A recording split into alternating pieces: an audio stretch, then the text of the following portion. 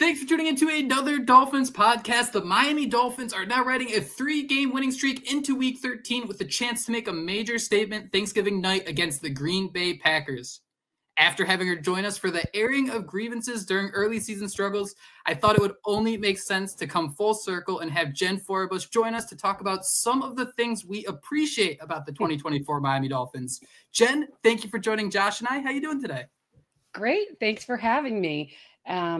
I think it's probably, given the timing, a great time to kind of come full circle and and back off the hate a little bit and reflect on some things that we're grateful for instead. Before we get started, Jen, I'm going to name this podcast Plates, Players, and Plenty of Points, the Miami Dolphins Thanksgiving Special. Scale of 1 to 10, how corny is that? Oh, I love corny. Plus, it's Thanksgiving. It's like an appropriate time for corniness and all the like stickiness. I'm into it. Love it, love it, love it. Alliteration, I'm here for it. Joshua Houtz, what's going on? Yeah, I told you guys I'd be good as long as my kids don't fall apart, and literally all three of them are calling for me now. So, yeah, I'm thankful that we get to come on here and do this podcast every week and talk about this team. We had to take advantage of it now, right, while the win streak's strong. It's a fact. That's a fact. I got to say, before we jump too far into this, I like to use a little bit of ChatGPT for, title suggestions and things like that. AI wanted me to call this episode the Finsgiving. I refuse. We are not doing that. If I see any sort of Finsgiving, they are getting fired. But I do want to ask you guys one Thanksgiving question before we get into the Miami Dolphins, a few players we're thankful for, and some news. What is the best Thanksgiving dish? Oh, it's mashed potatoes, and it's my mother's mashed potatoes, and there's no other way around it. I may have stolen this, and then also stuffing, and then maybe mac and cheese. In the words of, I don't know, a rival ex-coach, I'm all for Thanksgiving. Starch me up. Beautifully said. Beautifully said. You got to put the stuffing in the mashed potatoes. Yes. All the stuffing. Yeah, I was just gonna say, I think it has to be your parents, right? Like my mom's bread filling or whatever it was, like it is rock hard. It's like cardboard, but it's like it's home. So that's always my favorite dish. But I can recreate that thing, circles around her. So it's always the starch, like Jen mentioned. But I'll eat anything really. The best part is that bit of stuffing that's just crisped up because it was sticking out of the turkey. That is the best part of the entire Thanksgiving meal. I don't think there's any debate. Jen, anything specific about the potatoes? Are they loaded in any way? I mean, no, actually. They're the most basic potatoes, but my mom just does it really right. I mean, her name is Mary Patricia Donahue. She's Irish, and potatoes are, a way of life.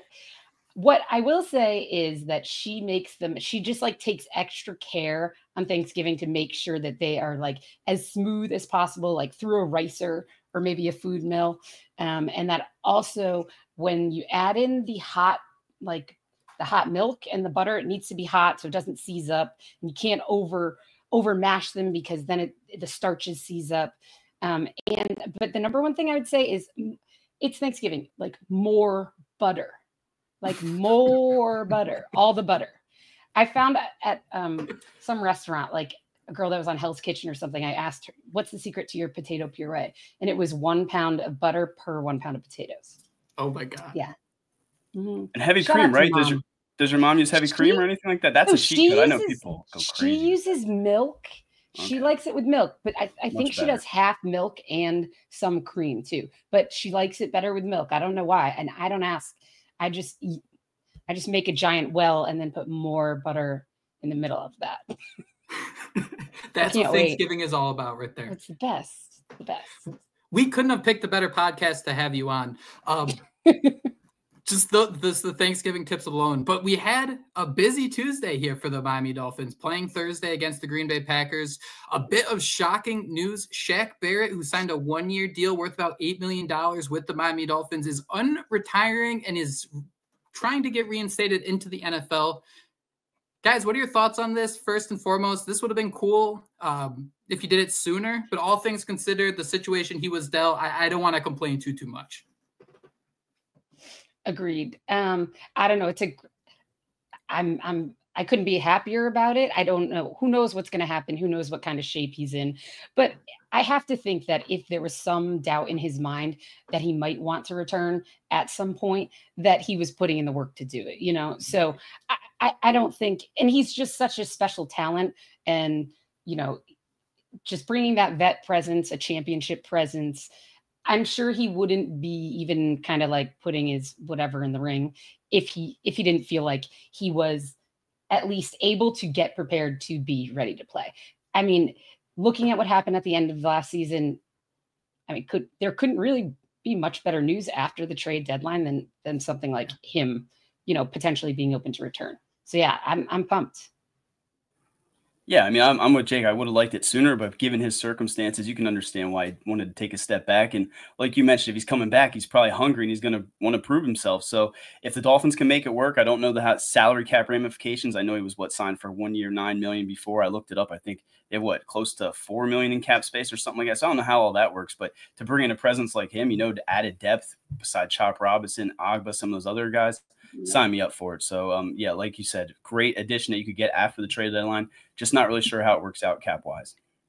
Kyle Krabs, the legend, I think you broke it down, and he said, I think the Dolphins will have to pay about $500,000, I think, added salary left. I think a lot of he signed a $4.5 million bonus for next year. The Dolphins are getting real crazy with some of these different contracts they're doing with the void years and different things like that. I think the biggest thing here, I mean, the Dolphins need depth. I think the edge rusher position, you see Chop Robinson really starting to pile on the pressures. I think Emmanuel Agba is a good player, but just keeping these guys fresh. Something that the Miami Dolphins are doing is they'll have Calais Campbell play on the edge in the early downs. That way they're kind of a little more stout against the run. That's still someone who at 38 years old is playing about 60% of snaps.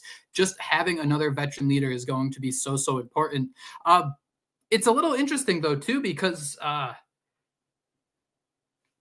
defensive coordinator Anthony Weaver came out and said this was the first he was hearing about this. And you would have wondered, hey, wouldn't the Dolphins be like in the know a little bit if he's gearing up and ready to go? I mean, this is a situation where if you have Weaver coming out and saying, hey, this is the first we're hearing about this, we're going to play it by ear, have to imagine that he's not going to be available for Thursday, maybe a couple of weeks down the road. When would you guys expect? Definitely not Thursday. Definitely not Thursday. You know what? I really don't know, but maybe it's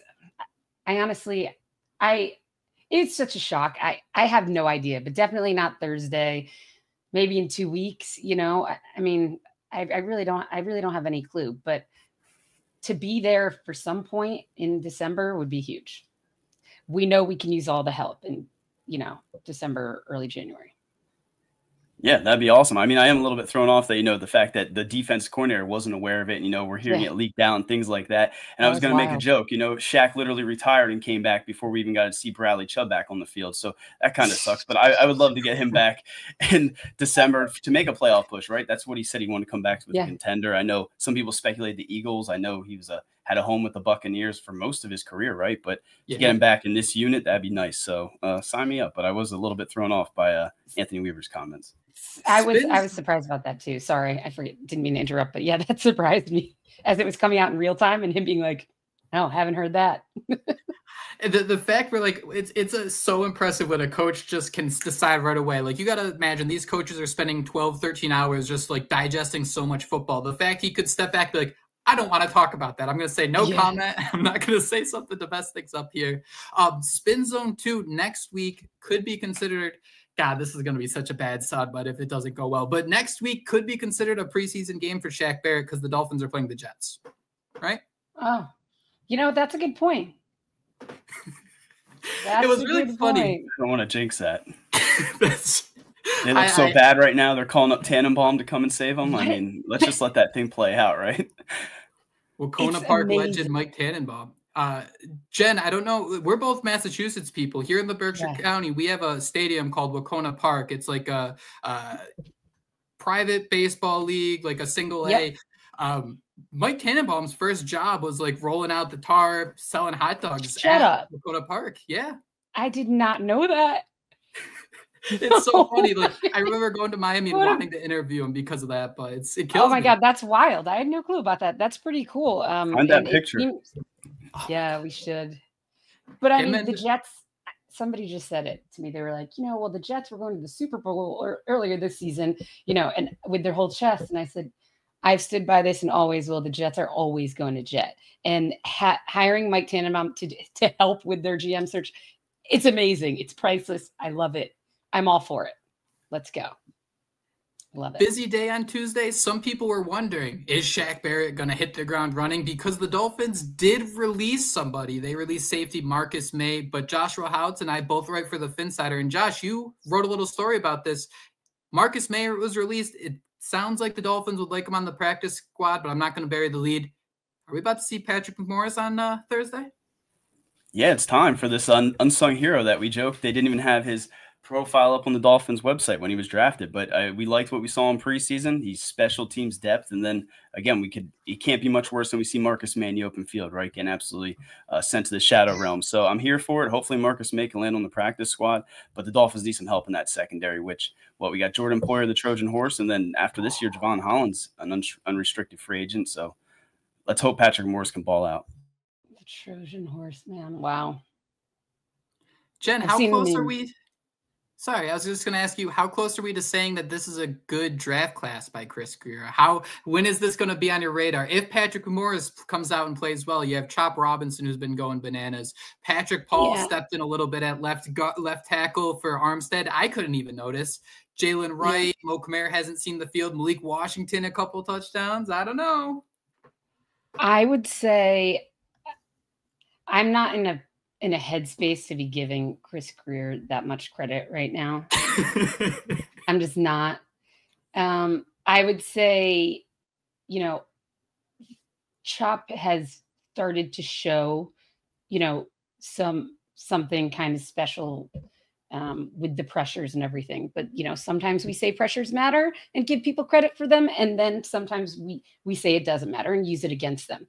Yep. I'm also, just like we do with other players, I'm not going to, jump all over like, I don't know, just fan all over Chris Grier for him having 2 sacks against the worst O-line in football, so I'm going to slow my roll on that and let him develop as a player and see what happens. See if those pressures do translate to sacks. And to be fair to him, I also don't expect a first-year defensive lineman to be elite yet. I don't. Especially someone who we knew coming in was kind of limited as a one-trick pony. But it does look better.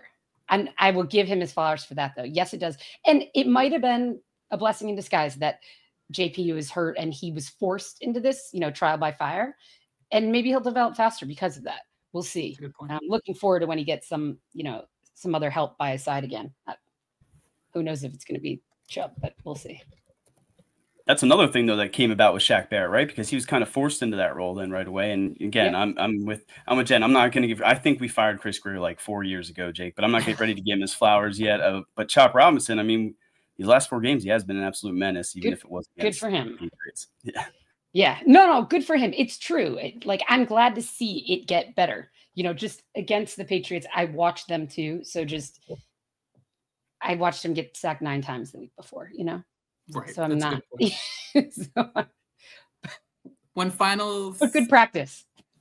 Little bit of food for thought here. Final note here, especially when we're talking about Chop Robinson. Jalen Phillips, his rookie year, he had a stretch where he absolutely turned it on. Jets, Panthers, Giants, 3 weeks. He had 6 total sacks. So you wonder if this is that Chop Robinson coming out party along the same lines. That'll be interesting to watch. But today, we are thankful. We are so thankful that the Miami Dolphins gave us something to look forward to on Thanksgiving, because there are some ugly looking football games and we're stuck trying to figure out how we're going to stay up till about 11 p.m. full of turkey, beer, and pie and whatever else it might be. So guys, the Dolphins have about a 30% chance to make the playoffs right now. Let's soak it in. Let's enjoy the hope we have and talk about some of the things we're grateful for about the 2024 Miami Dolphins. Jen, I want you to set the tone for us. All right. So we're going to start with, as we were talking about the D-line.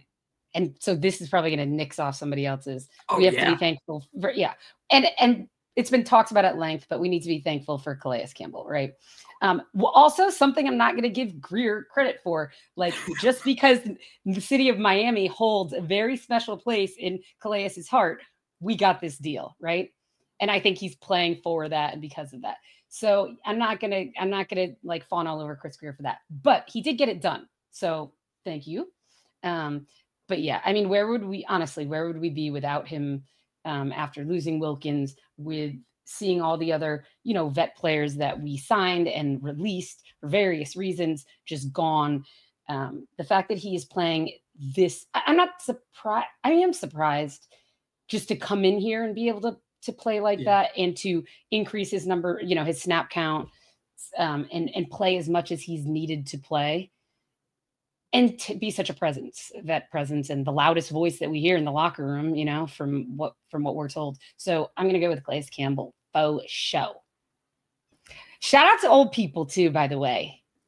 Yeah, 38-year-olds. I was thinking, I was like, I sneeze and can barely walk in the next day. So this guy's out here looking. But I think we all have to give him his flowers, right? And I'm glad you said about not giving Chris Greer much credit, because you're right. Calais Campbell picked where he wanted to go, but the fact that he's out there still playing at a high level, and we got to give Mike McDaniel credit too, because I know I wrote an article for the Finsider where I say, maybe you should free Calais Campbell. Maybe you should send him off to a playoff team before the trade deadline, when the Dolphins season looked absolutely in disarray. And Mike McDaniel, it sounded like, by all accounts, nixed that. And, this team would be dead in the water right now without Calais Campbell. So I have a little bit of egg on my face. I'm glad he's still around, and I'm absolutely shocked that he's still absolutely balling out at, 38 years old. Dude is an absolute mammoth.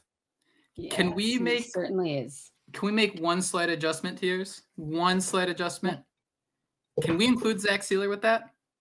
I think they both deserve so much credit. When you think about this Miami Dolphins roster, you drafted an edge rusher in the first round. You had an edge rusher retire. You have 2 edge rushers on IR who are making a bunch of money, and I'm not faulting any of them for that.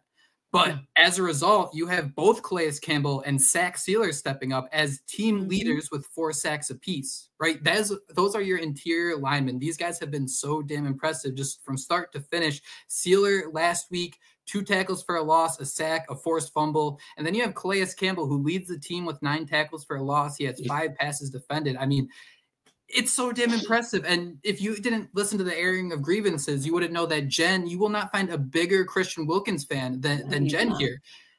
And the fact that we have 38 Calais Campbell, and Christian Wilkins was known for always being on the field, always being a playmaker. Yep. He was one of the loudest guys. Just the fact you could take out one piece and plug in this new piece, an entirely different player, someone who's been in the league for 18 years, and not obviously, it's a difference, but in terms of just the production on the field, it's insane. It is absolutely insane. And that's something I'm so happy we get to be thankful for. Me too. And that D-line has, since Christian and Zach were here in the end of 2019 or starting from 2020, that interior team tandem of those two playing so well together, whether it was Christian and Zach or now Zach and Calais, is what makes that entire line go, and then everything behind it, and for us to just luck out at the end like that, I just never, when Omar went so hard and everyone went so hard saying we have to add him, I thought so too. I just thought financially it was just a non-starter.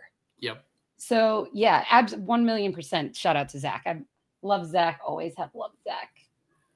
Yeah, I had Zach as my, he was one of those guys, my alternatives. And I was going to say I was thankful for Brian Flores, because I do believe he was around when we poached him from Baltimore. So I was going to get people a little bit angry about that. And then whoever raked him in the eyes, right? Because now he's wearing a visor and playing out of his mind. So I had to add that with the Zach. Yeah, I want to know what happened. We'll probably never hear that story. It'll be the Liam Eichenberg book that Jake wants him to write, right? He's going to come out with that. Would it just be called Nancy Pomplosi? Would that be the Liam Eichenberg story? I'd read it. I absolutely would read it. Before the show started, I was talking to Josh, and the Dolphins had Tua Tagovailoa mic'd up this week. And he was going around just kind of telling people beforehand, hey, I'm mic'd up. Hey, I'm mic'd up. And it was kind of felt like he was warning people. He goes up to Jalen Waddle and he goes, hey, I'm mic'd up. And Jalen Waddle just goes, I don't give a bleep. And I have to say, I am so thankful that Jalen Waddle is back to being just an absolute menace in the NFL. 8 receptions on 9 targets last week, 144 yards and a touchdown. There was an excellent out route where he had to dive to the ground and scoop a ball out where it seemed like it might have skipped. Yeah. I remember watching that, and I saw him kind of pop up afterwards. And I'm like, oh, he doesn't know if he caught it, so he's telling everyone to get up to the line and we got to snap the ball. He was dancing And he was dancing his entire way back to the huddle instead. The swagger this man has when he is on, that's a confidence that the Miami Dolphins need moving forward. And, man, he just makes for fun football. He really does. I couldn't have been happier. And it was just like exciting play after exciting play after exciting play with him. Like seeing him friggin' like leap 10 feet in the air. Yeah, it's great. He was using his hands too, right? And wasn't Christian Gonzalez in those plays? Like he was playing against their, CB1. So getting Jalen Waddle more involved, right in time for that. Didn't he have a Christmas game against the Packers where he had that big play? Right in time we need Jalen Waddle to come back and do his little. Is he even doing the Waddle anymore, Jake? I thought you were tweeting something. I saw Stephen Ross do it, but I didn't see Waddle do it. Waddle did say we're taking a break from waddling. This is what he said. I don't know, man. It was like getting out of hand when I go out in public. People be trying to tell me to do it. So it was just like, people stop being weird. It was a fun celebration. And I could just see some very awkward conversations where he's just like sitting out to dinner at a table and there's just some random person in the corner going like this at him where it'd just be the most uncomfortable thing in the world. Or bringing a kid and making him feel guilty. Yeah, I understand where Waddle's coming from on this one. I can see that. Few final notes here. His 144 yards last week was more than the previous 4 games combined, and it's important to note he had one game in that stretch where he finished with a touchdown and -4 receiving yards. People forget that. And it was also his first time breaking 100 yards since week 1. So very, very grateful for Jalen Waddle. Same. All right, I guess it's my turn, right? I am very thankful for the teams that passed on our sweet prince, Devon Achane. He was the 21st pick in the 3rd round, 84th overall. I did the math. Roughly 2/3 of the league passed on him 3 times. I looked it up on NFL.com. His pre-draft thing said, will eventually be an average starter. I mean, this dude is Pocket McCaffrey. I know that I used to play with those little Mighty Maxes. I know girls have Polly Pockets. This guy, 5'9", he is an absolute beast. He had 3 receptions last week, 24 yards, 2 touchdowns. I believe he had one-on-one coverage. He had a step on the linebacker where he almost had a 3rd touchdown. He's becoming more of making more of an impact in the passing game. I think he has 49 catches this year, 373 yards, 5 touchdowns. And then what he can do between the tackles, I think he's opening this offense up. And again, it's coming from a guy that a lot of teams, had doubts on what he could do with his size. I don't know how sustainable it is, but to see him out there, being that physical runner, being able to make plays out of the backfield, it's really transcended this offense, in my opinion. So I'm thankful for Devon Achane. So I'm going to read some numbers here. Against the Raiders, 4 targets, 4 receptions. Against the Rams, 5 targets, 5 receptions. Against the Bills, 8 targets, 8 receptions. Bills earlier this season, 7 targets, 7 receptions. Wow. Jaguars, 7 targets, 7 receptions. Mike McDaniel, you know exactly why he was so excited when you saw in the war room when he kind of did a little jig after they drafted Achane. The consistency of this guy, he's been targeted 55 times. He is yet to drop a pass so far this year. It's been so impressive to see the Miami Dolphins evolve to where Tyreek Hill just won the award for being the best player in the NFL. Yep. But it kind of feels like Achane is the new engine for this offense in a way where you can kind of manipulate the defense in different ways when that guy's in the backfield and he can carry the ball up the middle. You are speaking to one of my other points. Uh-oh. And it wasn't focused on Achane, but it involved that. So I'll wait and let you keep going. So I'm not redundant when we get there. Josh, are you surprised too where Achane, it's just the consistency just continues just to be through the roof, 4.3 yards per carry, 8 total touchdowns, and he's played every single game. Yeah, I mean, I joked about that. What was it? The thing that he put on top of his helmet, right? The little guardian cap. But I mean, he's been like baby Zonka ever since that. But yeah, I'm very surprised by the consistency, and I like the way that Mike McDaniel's staying true to himself. Right? He said he lets these guys get the hot hand and then decide. Achane always has the hot hand, it seems, and he's always making plays. He's wide open all the time out of the backfield. And I mean, for Tua Tagovailoa to have that as his check down guy, I cannot be more happy. He's played 3 games this year where his longest rush was fewer than 10 yards. It's insane. That is bananas. Jen, who else are you thankful for? So I was saying this kind of brings me to sort of what my other one was. I'm thankful for Mike McDaniel seeming to have finally kind of diversified this offense a little Yes. bit. So that's exactly where I was going with that. We wanted to see it before the beginning of the season. Then we didn't, quite frankly. And then we didn't see it when Tua was out. And it seemed like he tried to, fit a square peg into a round hole as far as the game plan went with the backup quarterbacks, which is some position I'm not thankful for at all, grateful in any way, shape, or form. But so it seemed like he was keeping with that stubborn, very narrow game plan. Mm-hmm. And then all of a sudden, Tua gets back, and lo and behold, who our two biggest playmakers are Achane and Jonnu. And, it's not all about airing it out and finding Tyreek, downfield. And that could also account for part of Waddle's, slower start or some of the games that you mentioned before. Yeah. But I don't care. Getting him 2,000 yards last year being a goal pissed me off. And it pissed me off at the beginning of the season when I thought he was going to be as rigid and stubborn in his game plan. And to my surprise and delight, I am very grateful to see, taking what the defense gives you, having those other checkdowns and, secure, like Tua clearly feels good about being able to depend on Achane and Jonnu. So it's been good to see that. And so I'm thankful for Mike McDaniel's putting that Ivy League brain to use and diversifying the offense in a way that we'd hope to see at the beginning of the season and finally are. I'm glad you brought up that Tyreek stuff in the 2,000 yards because you wonder how much that was in, Mike McDaniel's year. And I think we even heard Tua before say how they were trying hard to get him there. So we all talked about it.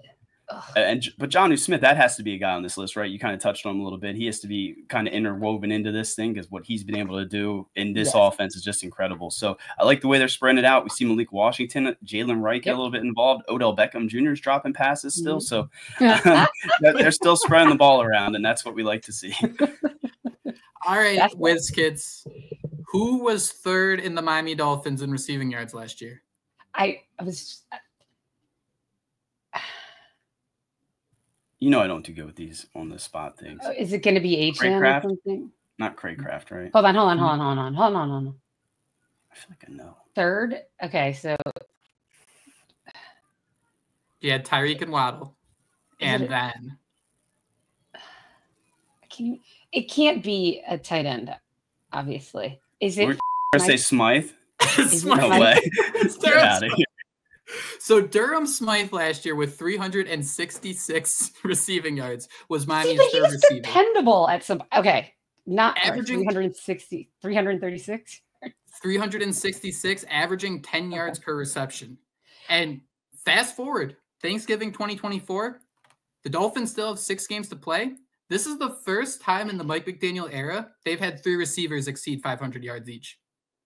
Jonnu's there, Tyreek's there, and Waddle's there. It's insane. And honestly, Durham before this season was, boring but dependable. I don't know what happened. I don't know what happened. His wires got crossed or something. I don't know. Is it just getting old? Could we say something like that? No. He's throwing old at us. Throwing that around again. We're being grateful for old people and the wisdom and experience they bring to all of their endeavors. Right, Jake? Perfectly said. Perfect. Durham Smythe, 2018 draft, right? Yeah, him and Gesicki. Gesicki, yeah. But yeah, no, I agree. I think Jonnu deserves to be a part of this. He's just been so impressive. And it's not like these flashy routes or anything. It's like, all right, he's just leaking over the middle. It's all right, he's just curling off to the side. And he's just been very dependable.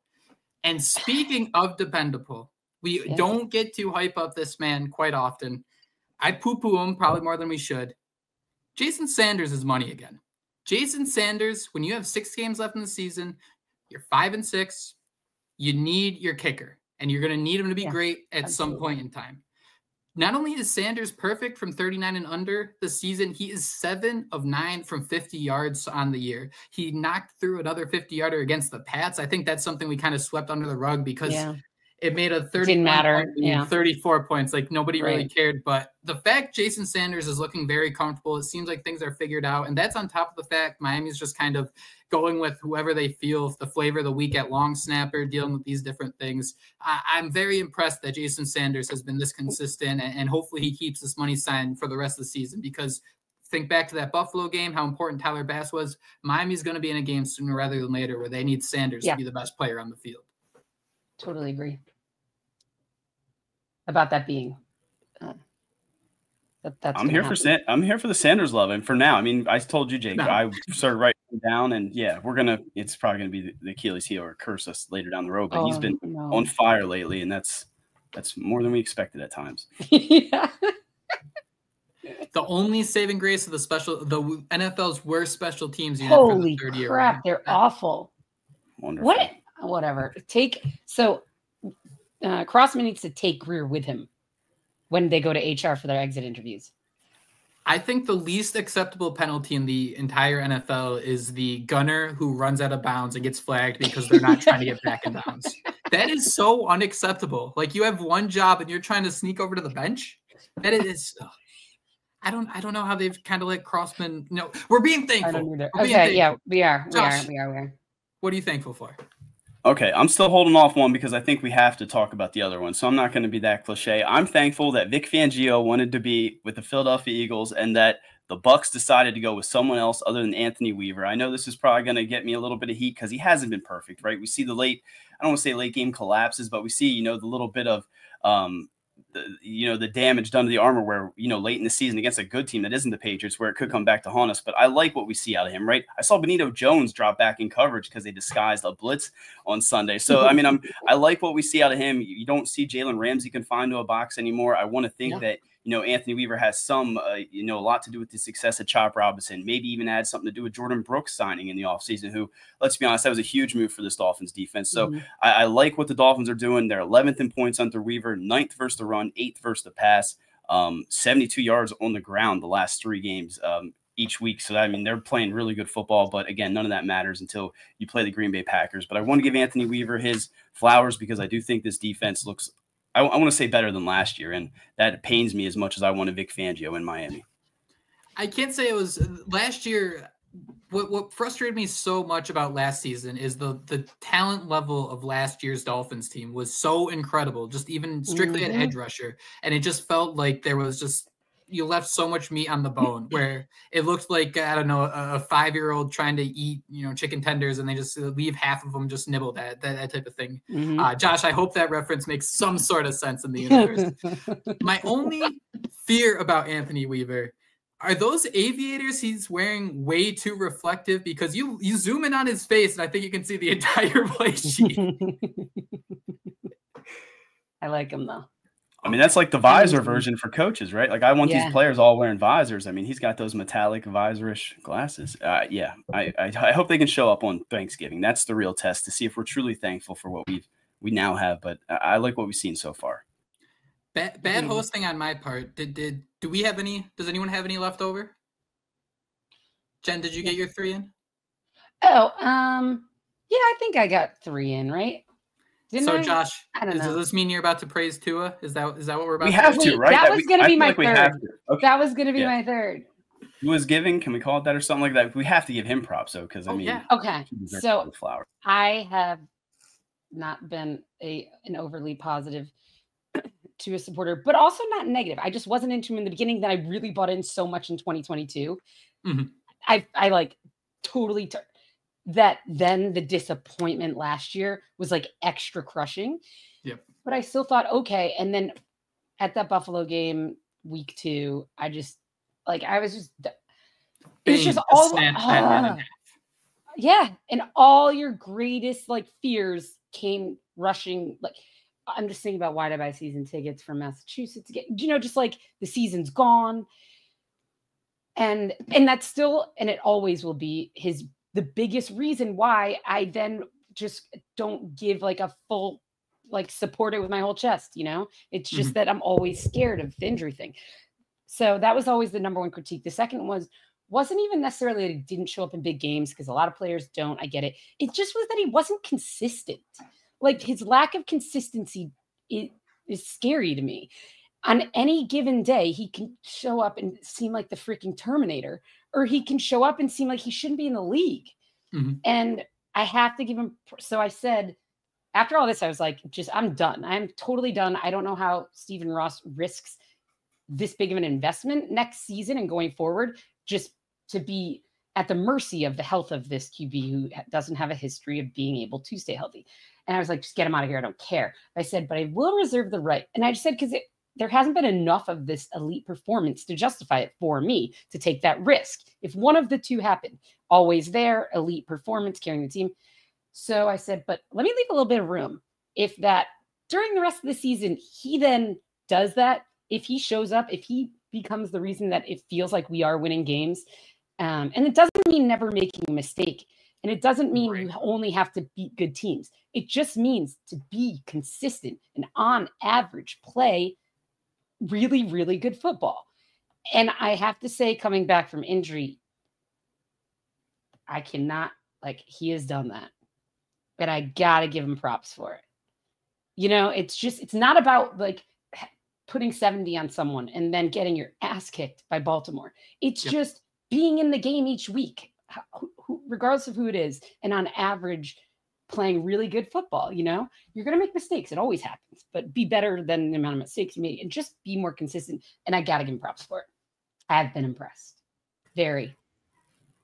Yeah, I think you touched on exactly how it felt, though, kind of being I don't want to say a Tua stand, but I felt the exact same thing, that just I think Jake mentioned it, being Bane just broken in half. And now we're all kind of sitting in our little cave now. We're watching Tua, kind of rebuild our trust. I mean, I don't think, like you said, we're ever going to truly have full faith that he's going to be able to, continue this, because it's all health related. But what we've seen since he came back has been, like you mentioned, a juggernaut. He's, the way he's distributing the ball, it's not the deep passes. It's taking all the underneath stuff, and he's showcasing those superpowers, right? It's that accuracy that makes him so dangerous. It's things like that is, just the way he, will flick a ball to Jalen right behind his back. It's beautiful to see. And it's just so much different than what we were accustomed to. I just hope that he can stay healthy and, take this as far as we hope it can eventually go. I mean, it's crazy that we're now have a primetime game on Thanksgiving Day that we can be thankful for and hope. We're all excited for this. We're in the hunt again, and it's because Tua Tagovailoa came back and, put this team on his back. So I'm thankful for that. I hope it can keep up, but there's always going to be that little bit of doubt, and that's never going to go away. I agree. And just next season, you got to take care of the backup QB as with authority. I freaking mean it, I'm sorry. I wouldn't be opposed to a first or second round pick quarterback. If we're really going to sit here and say that a guard is going to move the needle, we're fooling ourselves. Calais Campbell came in as awesome. You get him for another year. I don't know if I'd want a defensive tackle. You wanted someone to come in and have an impact right away. And a backup quarterback, I think, would have an impact right away. Mm-hmm. It's kind of interesting to hear you guys talk about this, because Josh, we loved Tua coming out of college because he was the blackjack dealer, right? He could move the ball all over the field. And that's what he was doing early in his career with Brian Flores. Obviously, Jalen Waddle was your big playmaker, but this is why we were able to hype up, Mac Hollins. Durham Smythe had some big games. Mike Gesicki had some big games. Lynn Bowden, we were able to hype up him. Yeah. Then you have McDaniel come in, and you see that blackjack dealer go away, and you just see the consistency of getting the ball to Waddle and Tyreek, and you're kind of left speechless. The stability of this offense, the fact that they can both be targeted 12 times a game, catch 10 of them, that consistency is insane. As defenses adjusted, you see Mike McDaniel leaning back into this, and whether it took longer than it should have because of the talent or just because they were force-feeding Tyreek Hill, I think that's what's been so impressive, both from McDaniel and both from Tua. Growth is never linear, and when you're in a week-to-week league, it's so easy to pull apart one game and have it stick with you for so long. But seeing him improve and do things in different ways has been so damn impressive, where he does deserve the flowers, and you do want to see him play more every week. Jen, we live in Massachusetts. I said maybe the craziest thing I've ever said in my life last week. No, don't say Middle of the third quarter, I was like, should we let the Patriots score a touchdown so we could let the Dolphins offense play longer? I spent 20 years of my life seeing Tom Brady slice and dice his team, and here I am saying, let's let the Pats score a touchdown. It's the craziest thing ever, but that's kind of what the Tua Tagovailoa and this offense has done to me in a weird. That and the rot brain of fantasy football, but it's so much fun to watch, and it's because of Tua. It is, and I didn't especially given the Jacksonville game and the beginning of the Buffalo game, I never expected this. Ugly. He looked like crap, and he looked like crap at all the end of last season. I know people are going to get mad, but he did. Yep. So I just didn't expect it to turn around like that, but it's been super impressive and absolutely, and good for him. You know what? Good for him. And good for everybody else, like the unsung heroes, like, you know, who now have a role and are excelling and, Liam, you know, Liam. What up, Liam? At least we're still playing meaningful football, I guess. That's a good thing, right? No, it's been super impressive. And that's exactly the thing that like was missing for me to be like, you've got these 2 strikes against you. I just don't understand. Like, I don't know, like kind of like betting the entire franchise on that. This was the type of thing that you were looking for, like that magic kind of, but to happen consistently, you know? Tua Tagovailoa was asked about playing in the cold weather going to Green Bay. We all know about the theme that the Miami Dolphins struggle in the cold. It's no surprise. And Tua came out and said, yeah, I mean, I'm excited to kill narratives. So let's go bring it on. I saw some people get upset about that, but in reality, he was asked a question and he's not going to say, nah, I'm super scared of the cold. So he's just kind of giving some encouragement. But guys, last couple minutes here, I want to spend some time talking about Thursday's game. And specifically, I want to start with Josh Jacobs. This guy is an absolute monster. He has 4 straight games with over 100 total yards, 3 touchdowns Sunday against the 49ers on 26 carries. He's 3rd in carries, 3rd in yards, and 10th in touchdowns. We talk about Devon Achane being the new engine for this Miami Dolphins offense. But if you want to stop Green Bay, it all starts with Josh Jacobs. Absolutely. Yep. He has a nice name. It does. I'm a JJ too, so I'm here for the alliteration also. I did see someone say this was Joe Barry's big matchup, right? I don't remember if it was on Blue Sky or Twitter, but someone put like the Josh Jacobs, kind of equalizer, and it was Joe Barry's picture. Yeah. Was that okay? So is that where? Yeah, I never know where I see things from, but it was Joe Barry. Joe Barry, Miami Dolphins linebacker coach, who was with the Packers last year, and their deep run defense really struggled last year. So that's kind of the Packers fans are biting. Really looking forward to this matchup. But guys, do you think that this Miami Dolphins defense on the short week, we earlier were talking about Zach Sealer and Calais Campbell, the Miami Dolphins have one of the best rushing defenses with 106.9 rushing yards allowed per game. That number is down to 72 over the last 3. But I mean, I have a feeling things are going to look a little different in Green Bay. I think you're going to need the linebackers to really step up, especially when you consider Anthony Walker dealing with the hamstring injury. Yeah. It doesn't look like he'll be available either. He's not going to play, right? Probably it seems not like that way, yeah. Yeah, I mean, so I guess this is where you might then have some concern with the elder statesman. On a short week I'm not worried about him playing in the cold. He can play anywhere. He's a beast. But just, maybe on a short week, taking more snaps than he was accustomed to before in a game where he's going to have clearly a much bigger responsibility or a tougher job than versus some other teams. So yeah, I think it'll be tested, but I don't know. I'm not too worried about the interior of that line. Mm-hmm. I mean, it's going against the league competition, but I think they'll be all right. Good enough. At the very worst, I think they'll be good enough, right? Where Jacobs doesn't have the 3 touchdown over 100 yards and just dictates exactly. Yeah, exactly. It's an interesting dynamic too, because if you can contain Josh Jacobs, things get really interesting. Jordan Love, he had a knee injury earlier in the year, and I still think that's really still impacting his mobility.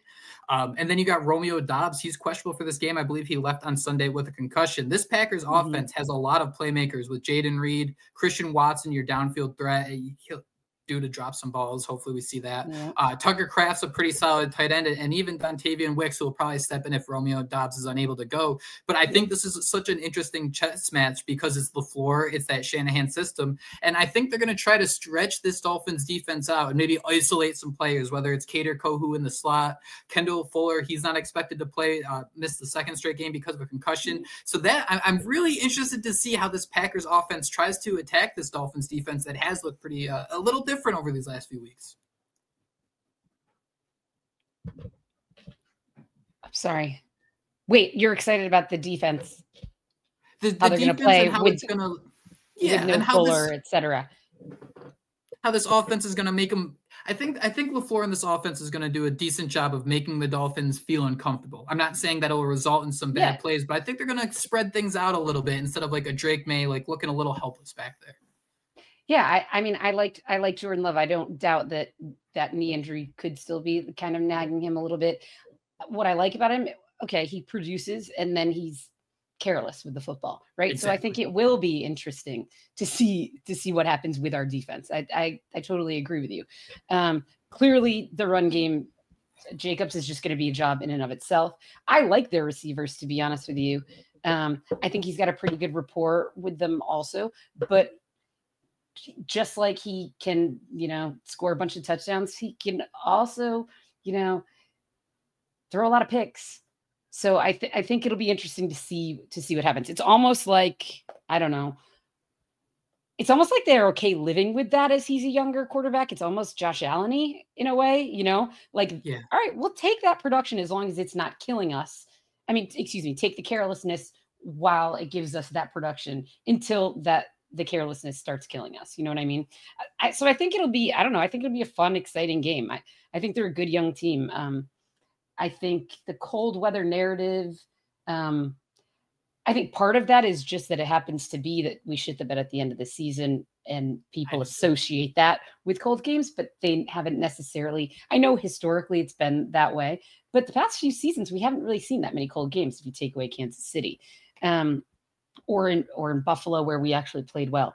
So yeah, I think that people kind of conflate those two things. But I think it will be interesting to see what's going to happen when it's 22. I was just going to say this is going to be the first time that they're playing outside of Kansas City in almost 2 seasons with a really cold game, because we really didn't have any other one last year other than that playoff game. Nothing was below 50. And this will be the first one. I'm sorry. I just stepped on your toes. No, I'm sorry. No, don't worry about it. I talked too long. Keep going. Take it away. You mentioned the interceptions.